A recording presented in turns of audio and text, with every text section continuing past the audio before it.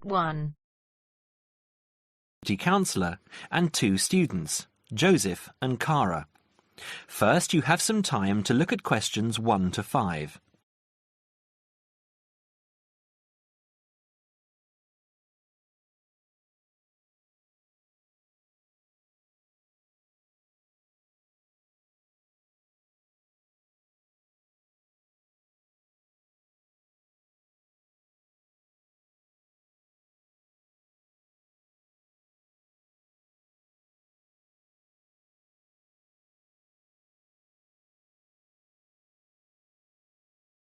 Now we shall begin. You should answer the questions as you listen because you will not hear the recording a second time. Listen carefully and answer questions 1 to 5. Hi Joseph, how are you today? Fine, thanks. And Cara, how are you? Good. As we discussed on the phone earlier, I wanted to speak with both of you about the subjects you have chosen to study and how you are managing your time. Okay? Yes.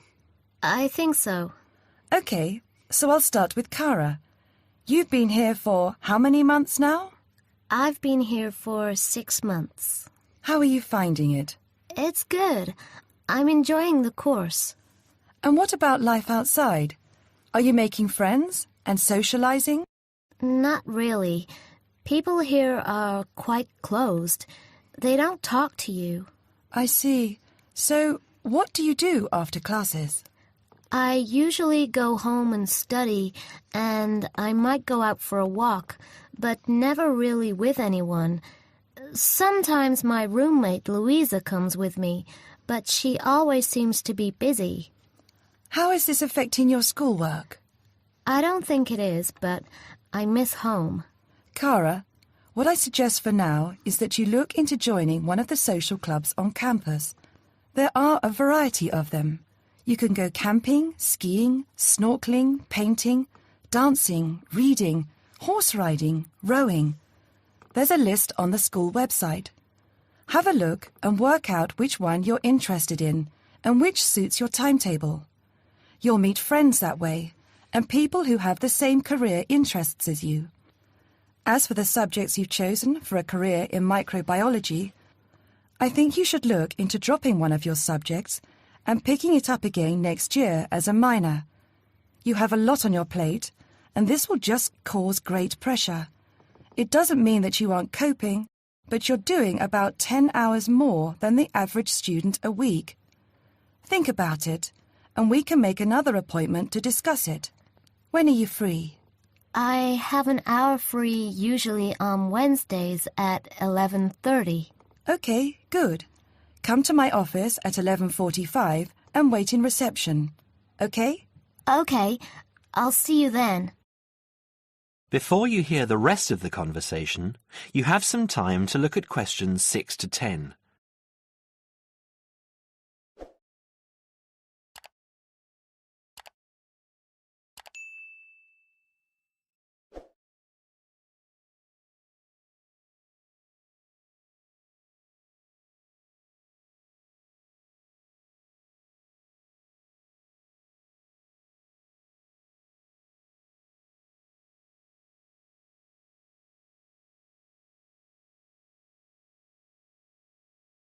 Now listen and answer questions 6 to 10. Joseph, how are you finding the university? I love it. It's very different from home. Life here is very much focused on study and also socializing through sport.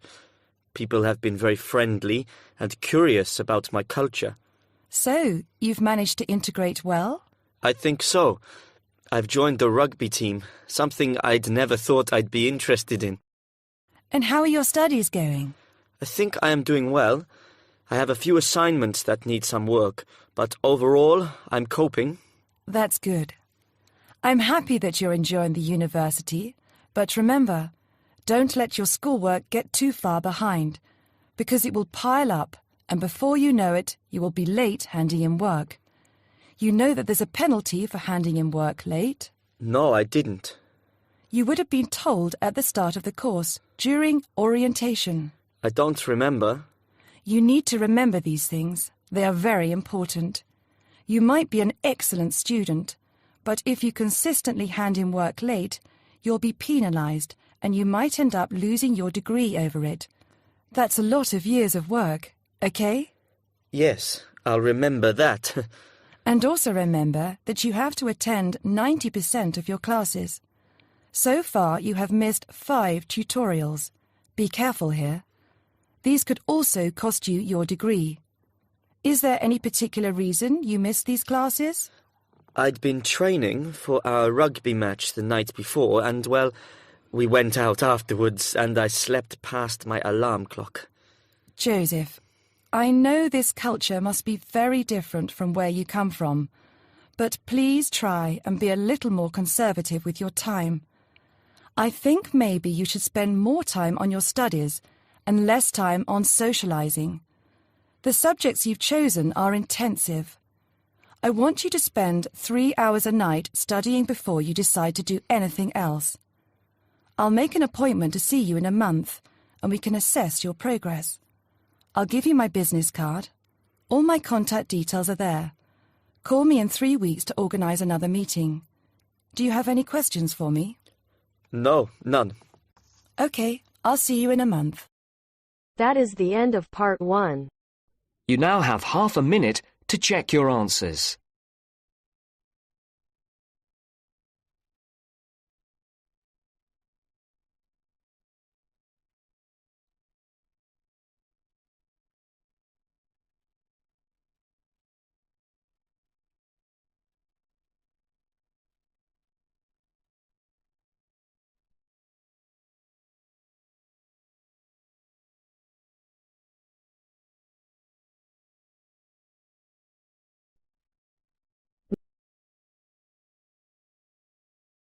Part 2. You will hear a salesman giving information to house owners about an alarm system. First, you have some time to look at questions 11 to 16.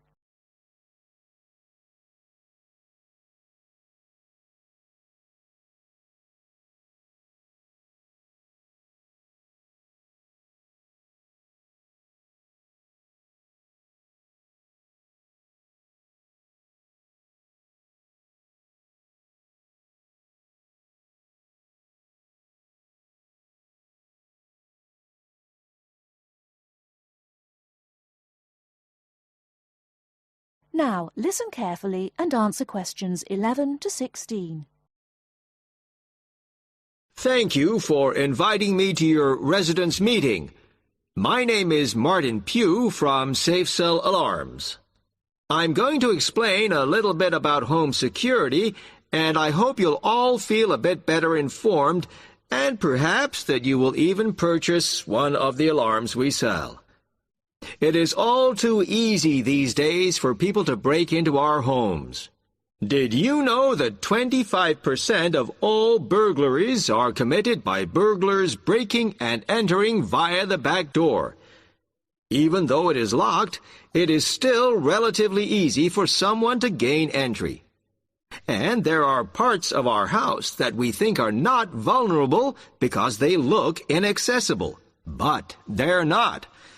So, if you're trying to protect your home, you should make sure the top floor is covered by that protection, not just the ground floor. We believe that the only way to secure your property is by having an alarm fitted.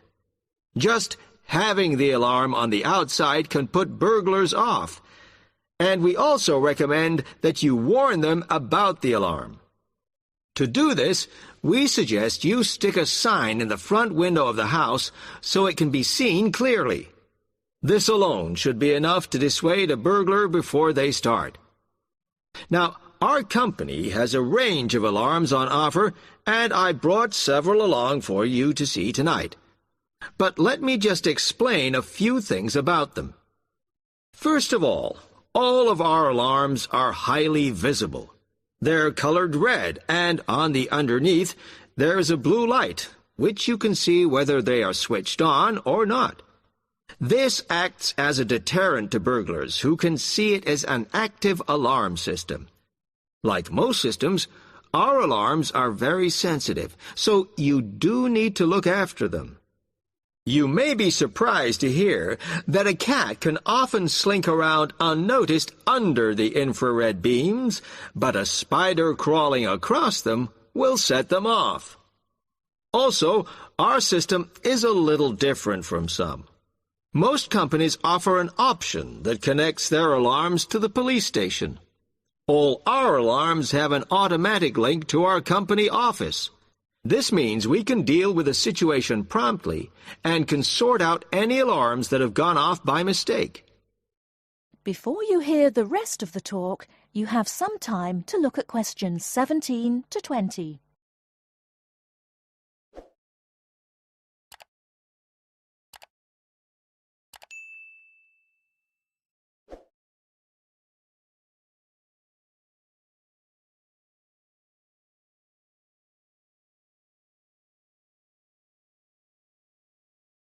Now listen and answer questions 17 to 20. Okay, let me tell you about the installation of our alarms.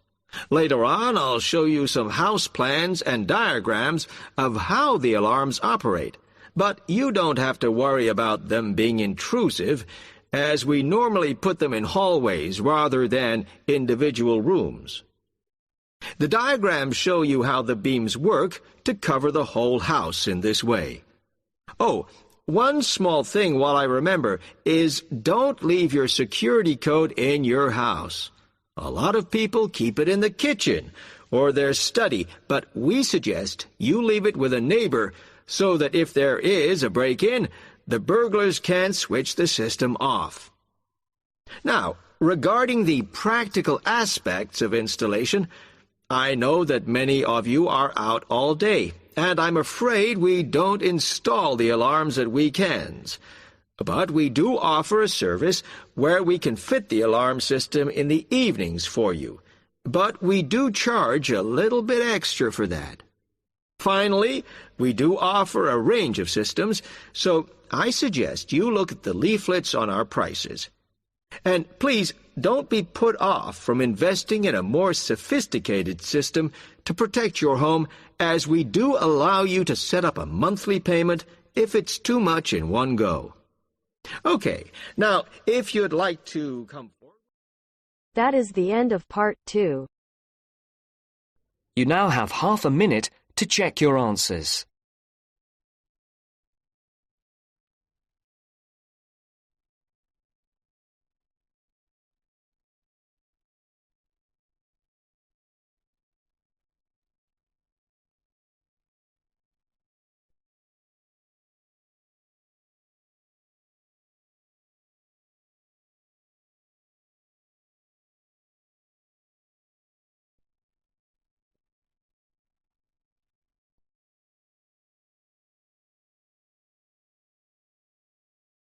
Part 3. You are going to hear a lecture. First, you have some time to look at questions 21 to 25.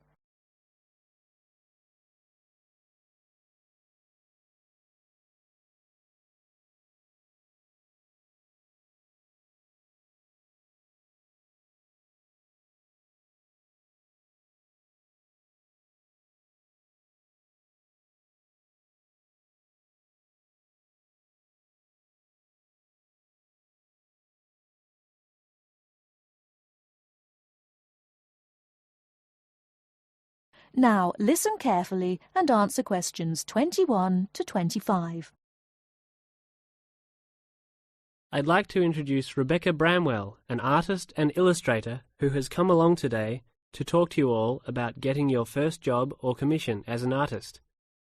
Over to you, Rebecca. Thank you for inviting me. I remember when I graduated back in 1983, I was very excited about getting my first commission. My degree was in fine art, and I'd worked long and hard to get it. I was an enthusiastic student, and I never found it difficult to find the incentive to paint. I think as a student... Now turn to Section 4. Section 4. You will hear a lecture about staying healthy in university. First, you have some time to look at questions 33 to 40. London being settled by the Romans explains their lust for blood. By about AD 200, the administration of Britain was divided in two. York became the capital of Britannia Inferior and London of Britannia Superior. Around the same time, the city also acquired its famous walls, probably about 20 foot high. Why did they build such high walls? It was a protective measure which may have been due to civil war, initiated when Governor Claudius Albinus tried to claim the imperial crown in Rome. Was paganism still predominant then? Yes, but Christianity appears to have reached the province at an early date, and only a year after the religion became officially tolerated in the empire, London had its own bishop, Restitutus, who is known to have attended the Imperial Council of Arles. You really delve deep. I think you'll do well on your tutorial paper. Good luck, David. Thanks.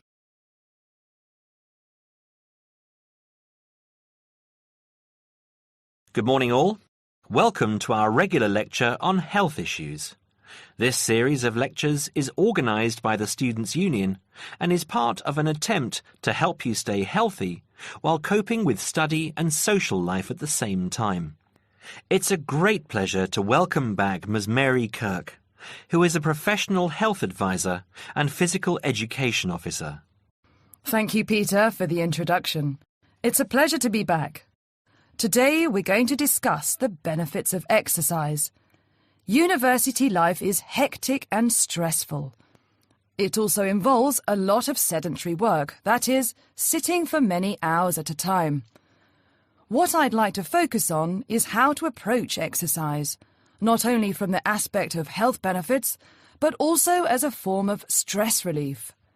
I know it's hard to organise your time around studies and socialising, but you can socialise while exercising.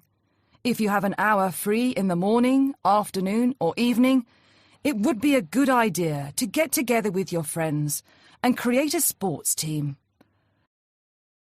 Before you hear the rest of the talk, you have some time to look at questions 26 to 30.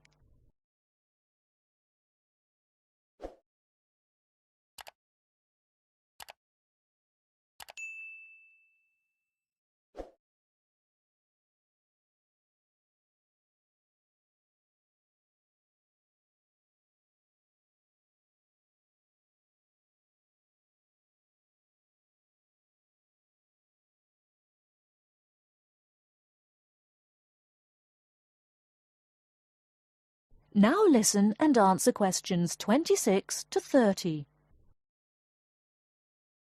The grounds of the university are ample enough to support every student's need to become active. There are also readily available facilities at your disposal, such as a football field, tennis and badminton courts. There's also a swimming centre, and within that building is a gymnasium, with a variety of programs such as aerobics and weight training. If the idea of attending one of these facilities seems daunting, then you can walk along the river. Oh, and that reminds me, the university also offers rowing. If there is a sport that you're interested in that's not on offer, you can approach either your student union representative or speak with Sports Administration Manager, Mr. Lawrence Cavendish. Now, I want to talk about why exercise is beneficial, physically and emotionally. The obvious results are physical. You can keep fit by using muscles that ordinarily don't get used in the classroom. The health benefits are astronomical. You'll live longer, be happier, and look good. By building muscle, you strengthen your bones, a definite advantage for women in their later stages of life, as women are prone to osteoporosis. It also strengthens your heart. Yes, don't forget your heart is a muscle, and the more exercise you do and the harder you work, the more blood is pumped from your heart to your brain. Now this brings me to the psychological advantages of exercise. When we are active, endorphins are released into our brain. An endorphin is a chemical that is released when your heart rate is pumping beyond its normal capacity. It's the same as adrenaline. You can actually feel when endorphins kick in. You feel a rush, almost a high. The benefits of this are numerous. Your brain works at peak capacity for a longer period of time. Your awareness is maximized, and the fatigue you usually feel at 4 o'clock in the afternoon will be non-existent. In one word, exercise makes you sharp. Now, I'm not saying that you should overdo exercise, because too much of anything can be dangerous. But if you think about your daily routine, you spend about 6 hours a day in lectures and another 2 or more hours studying. That's a long time to be sitting. And that is a long time for your body not to be moving around. So try and find at least 1 hour a day to get some exercise. If you can't fit in 1 hour a day, try 1 hour every second day or half an hour a day. You will see rewards instantly. You'll feel great and look great. This I can promise you. That is the end of part 3. You now have half a minute to check your answers.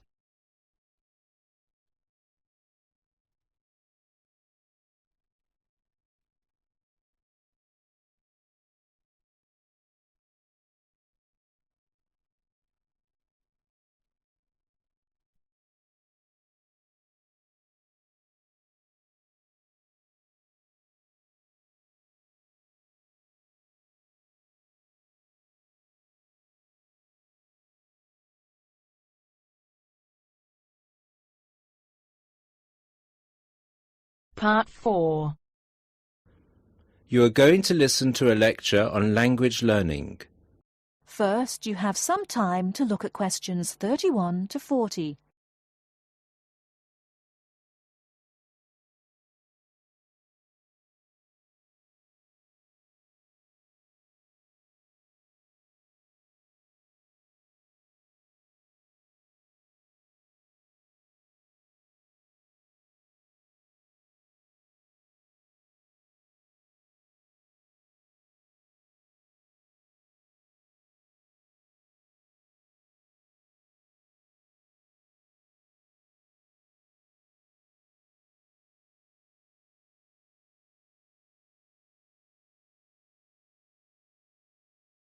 Now, listen carefully and answer questions 31 to 40. This is the first in our series of lectures on language learning.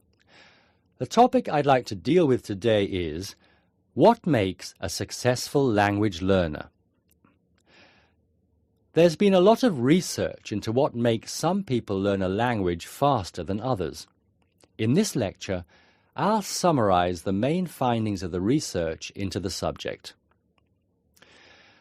There are many factors that influence how quickly one learns a foreign language, of which exposure to the target language seems to be one of the most important factors to consider.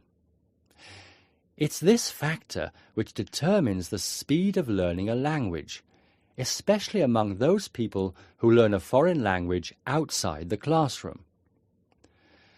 There are more people who did not learn a second language or a third language in the classroom, and I think that understanding how learners successfully learn languages without the help of a teacher can provide us with the key to how to become a successful language learner. Let's look then at the characteristics of a successful language learner. Motivation seems to be one of the key factors. Research into motivation has identified two main types: instrumental motivation and integrative motivation. Instrumental motivation is the kind of motivation that encourages people to learn a language for practical reasons, such as getting a job or passing an examination. Learners with this kind of motivation intend to use the target language as a tool or instrument to help them achieve a goal. Integrative motivation is what encourages learners to learn a language in order to communicate and socialize with others who speak the language. The primary aim for learners with integrative motivation is to use the language to integrate and identify with the community that uses the language. Immigrants, or people who are married to speakers of another language, are motivated in this way. Although most people have mixed motivation, research into language learning and acquisition suggests that integrative motivation produces much better results and is an important characteristic of successful language learners. Personality is another important factor in language learning.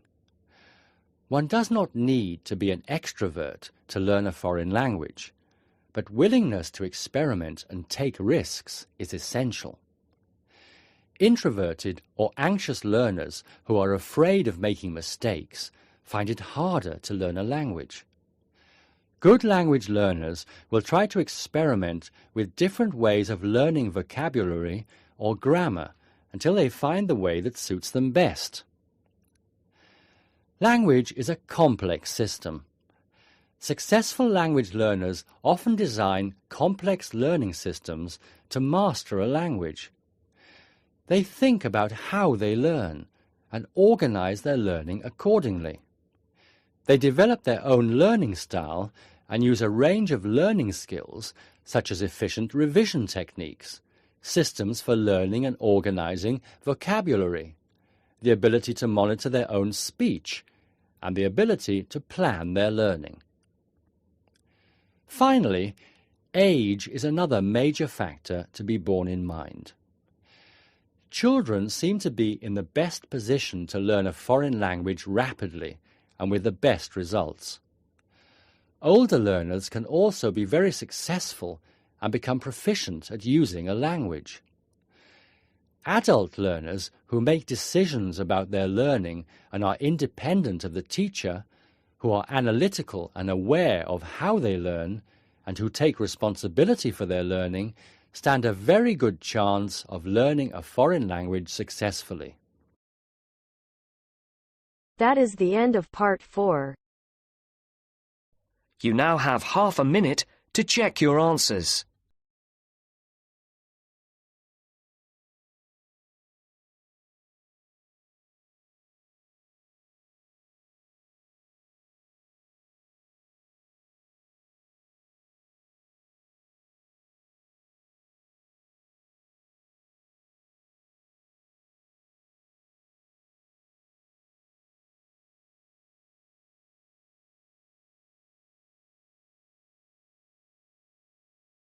That is the end of the listening test.